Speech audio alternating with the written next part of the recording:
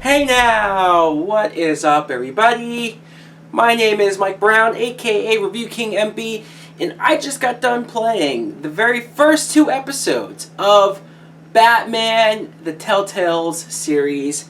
This is a video game that at least I played for the PlayStation 4, and going into this, I didn't really know what to expect. I mean, I remember when this was announced, and you saw the pictures, and then when the trailer came out, I said, oh, that looks cool. I'll look forward to playing it. But I guess what stopped me from being overly excited about this was the fact that it wasn't the Arkham games. I love the Arkham series. I love those games. They're so much fun, and they blew me out of the water with how good the story and everything was. So I wasn't thinking about this as much as I should have. But I finally sat down, downloaded it, and I've been playing it, and man, oh man, do I love this game. I do, for so many reasons. First things first, at the very beginning, you're Batman, of course, and you're taking down criminals, and that's like a no-brainer. Duh! Of course you're going to be doing that, but what makes this work is how different it is from the Arkham games. It doesn't have to be better, it doesn't have to be worse, it's just different, and that's what I appreciated. I love the style, the graphics, just it's the best graphics I've seen for a Telltale's game. The controls are different, the way how you have to fight people, where you either hit X or square, circle, or you have to turn left, turn right.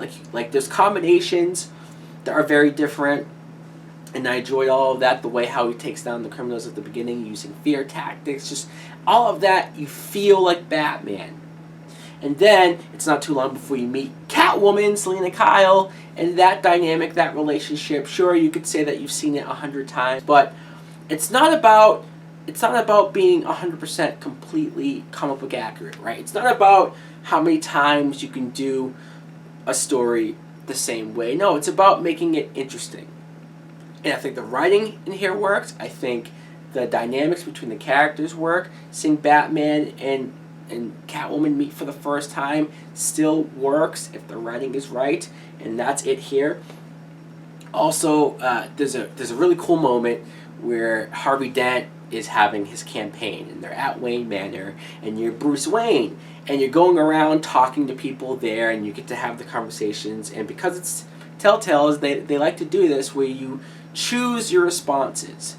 You can either be an absolute dick, which you almost want to, but it's like, okay, how do I want people to perceive me? How do I want the first impressions to be? I love that I could eventually go back and play these episodes and do different answers, and maybe I'll get different outcomes, different versions of it, who knows.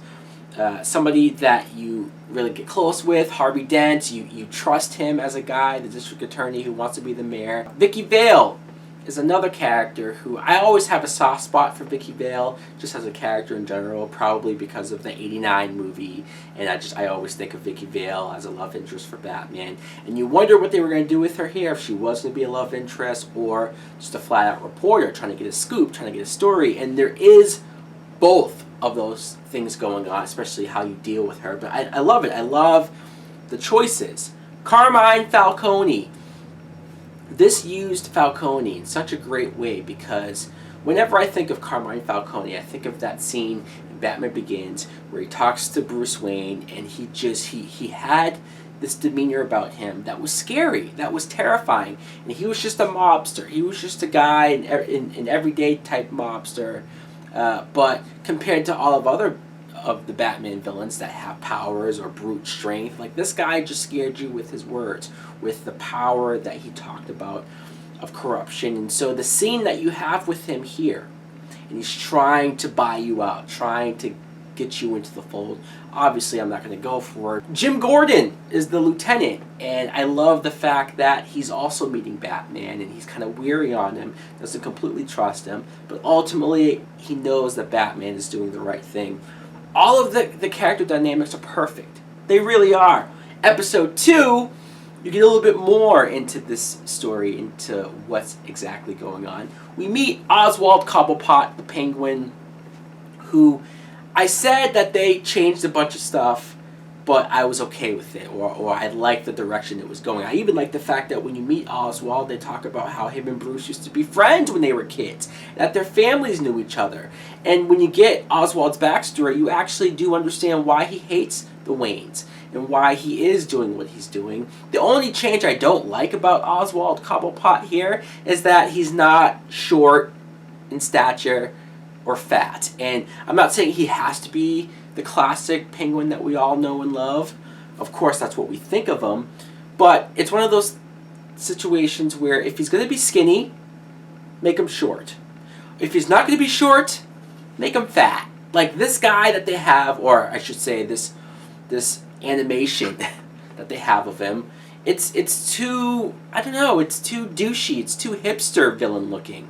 There's nothing about him that reminds me of the Penguin, just besides name. But Selina Kyle, after you met her, you get a little closer to her. The two of them have a bunch of great scenes together, particularly a bar fight, which I won't spoil or anything like that. I'm trying to avoid spoilers, but I love the relationship between Bruce Wayne and Selina Kyle. It's perfect, it really is. And the only thing I'll say about how episode 2 ends is there's a debate that's supposed to go on between Mayor Hill and Harvey Dent, and it ends in such a way where I'm itching. I'm dying to play episode 3. I really am. I'm really enjoying this game. Clearly, this is something that I love. I want to see more of this stuff. I want to see a season 2. I want them to never stop making Batman games or Batman anything. You would think I could get sick of Batman. I'm sure some people are getting sick of Batman because he's everywhere, but you know what? I can't get enough of it. More and more. Give me more. Give me episode 3 right now. Anyways, guys, clearly I'm really enjoying this game, the Telltale series. Let me know in the comments below if you too are playing it. What do you think of it? Do you love it as much as I do, or do you not care? Are you not playing it? Thanks for watching. Like, comment, subscribe. Later!